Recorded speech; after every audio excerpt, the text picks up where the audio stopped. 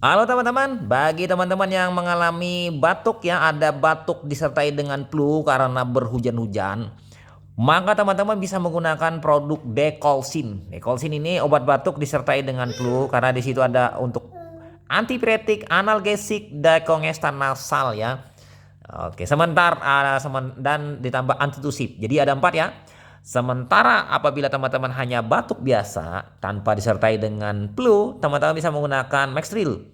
Karena di Maxtril ini ada dextrometropan untuk batuk kering, ya batuk biasa saja. Sementara guaifenesin digunakan untuk batuk berdahak ya. Dan dextropheniramine ini adalah digunakan untuk menekan adanya alergi atau antihistamin.